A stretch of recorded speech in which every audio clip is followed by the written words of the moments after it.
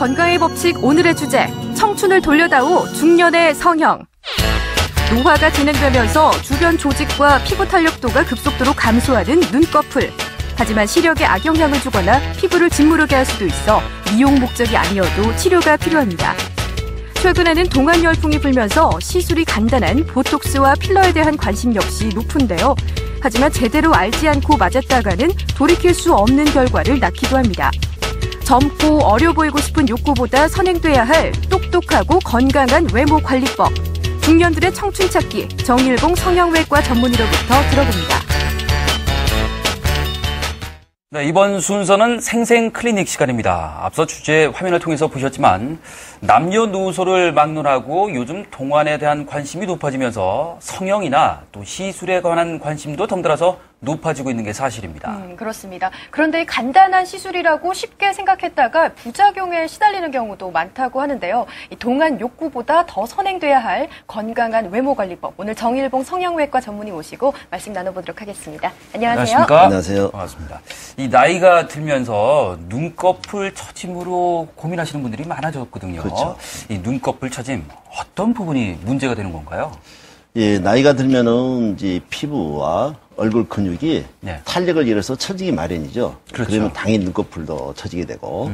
또 대부분 눈꺼풀 처져서 병원 오시는 분들은 첫째는 이제 나이가 들어 보이니까 인상이 너무 좀 무겁게 보이고 고집스러워도 보이고 어두워 보인다. 대부분 그런 어떤 주 증상을 가지고 찾아오십니다. 그래서 또 그리고 어떤 분들은 그런 외관적인 문제도 있지만은 이 피부가 이렇게 짓물리거나 네. 또 뻘겋게 부어 올라오는 분, 어떤 분들은 가렵고 그런 염증 증상이 있는 분도 있고 심한 분들은 눈꺼풀이 처지면은 첫째는 눈꺼풀이 많이 피곤하다고 그래요.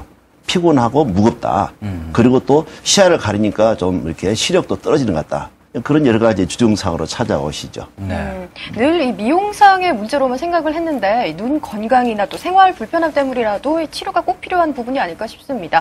그렇다면 이 노화로 인해서 눈꺼풀이 처질 경우에는 우리가 어떤 방법으로 해결을 할 수가 있을까요? 간단하죠. 눈꺼풀이 처져 있으면은 처진 눈꺼풀을 제거하는 건데 우선 늘어진 이제 피부를 제거할 거고 그 안에 근육이나 지방을 적당하게 제거하면 되는 거고요. 네. 제거하는 방법이 있고 처진 눈꺼풀을 끌어올리는 방법이 있고요. 두 가지 방법이 있고 그리고 이왕 눈꺼풀을 수술할 때 보기 좋게 쌍꺼풀 라인을 하나 만들어주는 수도 있고요. 예. 네, 나이가 들면서 가장 많이 하게 되는 고민 중에 하나가 바로 주름인데요. TV에서 연예인들이 나와서 공공연하게 얘기를 할 정도로 보톡스나 필러는 손쉬운 방법으로 각광을 많이 받고 있다고 합니다. 그런데 보톡스와 필러 이 두 가지의 차이점이 뭔지 궁금했거든요. 예. 대부분 많은 분들이 보톡스하고 필러는 사실 전혀 다른 주사인데, 막 우리 시술하러 오는 분들 이야기 들어보면은 그걸 또 혼동을 하고 있더라고요. 예. 보톡스는 쉽게 말씀드려서 이런 이마라든지 아니면 미간, 이런 눈가에 있는 표정 주름들, 움직이는 주름을 잡아주는 것이 보톡스고, 그 다음 필러라는 것은 표정 주름이 아니라 이런 이미 골이 깊거나 네. 움푹 파이는 부위, 아니면 콧등이 났다거나, 아니면 팔자주름, 뭐 턱이 없다거나 이렇게 움푹 꺼지거나 깊은 주름에서 채워주는 것이 필러입니다.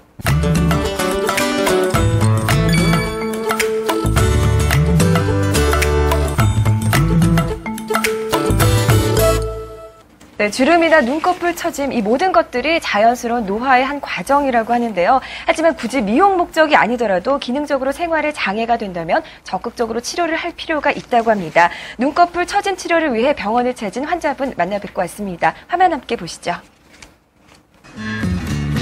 올해 56세의 이 여성, 평소 눈꺼풀 처짐으로 고생을 하다가 상담을 위해 성형외과를 찾았습니다. 희미한 처지니까요. 희미한 것이도 잘 안 보이고 눈물도 눈곱도 자주 보이고. 눈의 경우 노화 진행 속도가 특히 빠릅니다. 눈 주변 조직과 지방층의 피부 탄력도가 급격히 감소하면서 눈꺼풀이 처지고 눈밑이 볼록해지게 되는 거죠. 위 눈꺼풀이 많이 처져 내려오고 또 아래 눈꺼풀도 볼록하게 늘어져 있는 그런 상태입니다. 위 눈꺼풀이 처지게 되면은 시야를 가려서 시력이 조금 떨어진다거나 또 어떤 분들은 눈이 좀 침침하다는 분도 계시고 또 눈물이 나기도 하고 또 피부가 짓물려서 가렵거나 뻘겋게 부어오르는 그 염증 현상도 생길 수도 있고요. 눈꺼풀 처짐의 경우 나이가 들어 보이는 주 원인인데요. 하지만 미용 목적이 아니라 생활의 불편함 때문에라도 치료가 필요합니다. 늘어진 피부를 제거해주고 그리고 안에 있는 불룩한 지방을 제거해주고요. 그리고 팔자 주름을 펴주는 거죠. 주름은 만인의 고민일 텐데요. 역시 주름에 대한 고민으로 병원을 찾은 환자입니다. 저도 눈가에 주름이 있어서 좀 많이 불편해갖고 나이 들어 보이니까 저도 한번 해보고 싶어서 찾아왔습니다. 평소 얼굴 주름과 얼굴의 움푹 패인 부분으로 인상이 사나워 보인다는 이야기를 많이 들었다는 이 여성 환자. 간단한 시술로 인상을 개선할 수 있다는 이야기에 시술을 결심했습니다. 이 환자의 경우는 이제 웃을 때 눈가에 주름이 좀 많이 잡히고 또 웃을 때 팔자 주름이 많이 잡혀서 오셨거든요. 동안 열풍이 뜨거운 요즘 보톡스와 필러의 인기가 높은데요. 비교적 간단한 시술이라고는 하지만 무엇보다 정확한 진단이 필요합니다. 그러니까 좀 불편한 점이 있다면, 부분이 있다면 적극적으로 좀 치료하는 것이 필요하다. 뭐 이런 얘기가 되겠네요. 그렇죠. 대부분 이제 성형수술하면은 이제 단순한 미용 목적만 생각하는데 네.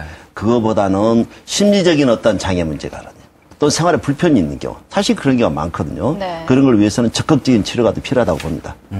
네, 그리고 최근에는요, 또 방송에서 연예인들이 공공연하게 보톡스나 필러 시술을 받았다 이런 이야기를 많이들 하잖아요. 그래서 그런지 시술을 조금 쉽게 생각하시는 분들도 많이 계신 것 같은데, 그래서 그런지 또 찜질방이나 미용실 이런 곳에서도 이 시술을 하는 경우가 있다고 하더라고요. 참 불법 시술은 쉽게 말해서 의사가 아닌 사람이 의사의 지시 없이 어떤 병원이 아닌 그런 공간에서 시술을 하는 게 우리가 불법 시술 행위다라고 네. 말하는데 참 불법 행위는 해서도 안 되고 시술을 받아서도 안 되는 매우 어떤 위험한 일이다라고 생각합니다. 네, 그러면 구체적으로 약의 성분이 좀 많이 다르다는 그런 얘기인가요?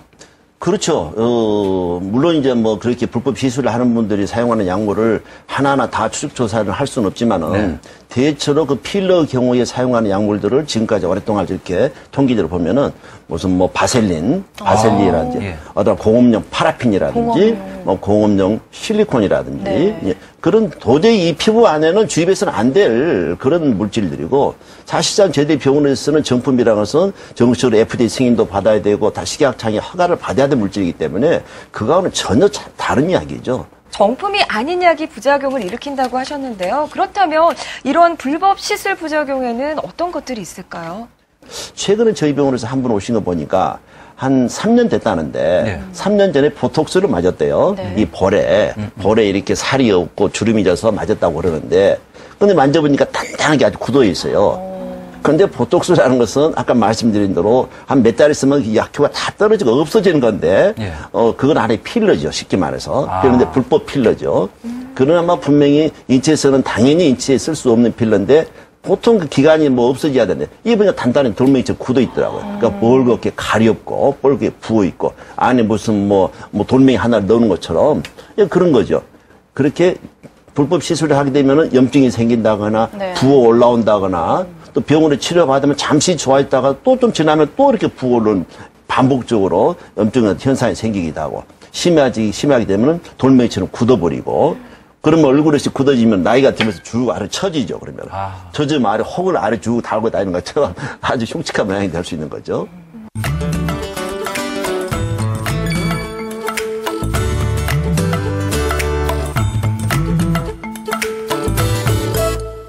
그리고 조금 전에 불법 시술에 대해서 조금 부작용 이야기를 해주셨는데, 그런데 제대로 된 루트를 통해서 시술을 받았더라도 보톡스나 필러 같은 경우에는 부작용이 있을 수도 있다 이렇게 얘기를 들었거든요. 어떻습니까? 그렇죠. 필러 같은 경우에는 아까 말씀드린 대로 이런 주름이나 움푹 꺼진 부위에 필러 주사를 놓는데 필러에 따라서 어떤 거는 해독제가 있는 경우가 있고 또 해독제가 없는 경우가 있어요.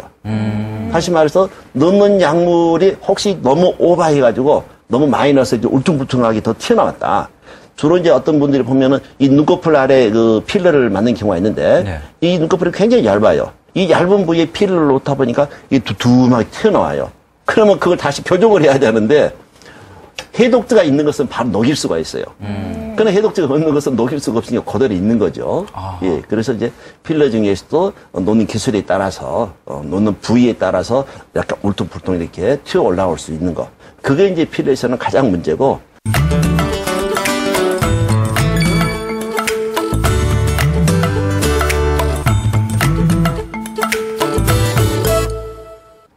네, 혹시 시술 후에 조심해야 할 부분들이 있다면 어떤 부분들이 있을까요?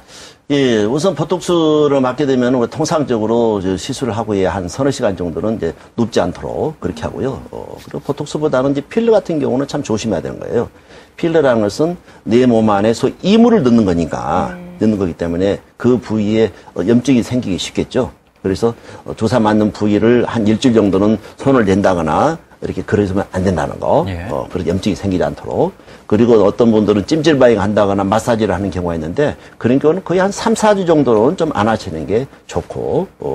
그리고 이제 초기에는 어쨌든 음식도 너무 기름진 거라든지 그런 것들 조심하는 거. 염증이 생기지 않도록 하는 거. 그게 중요한 것 같습니다. 특히 또 음주도 당연하죠. 예. 저희는 뭐 술은 한 달 먹지 마라. 아. 담배도 한 2주는 끊어라. 근데 참 고민이 많은가 봐요. 남자분들은. 예. 오늘 정일봉 성형외과 전문의를 모시고 이 중년의 성형에 관한 얘기를 나눠봤습니다. 네. 많은 도움이 된 것 같습니다. 오늘 말씀 고맙습니다. 고맙습니다.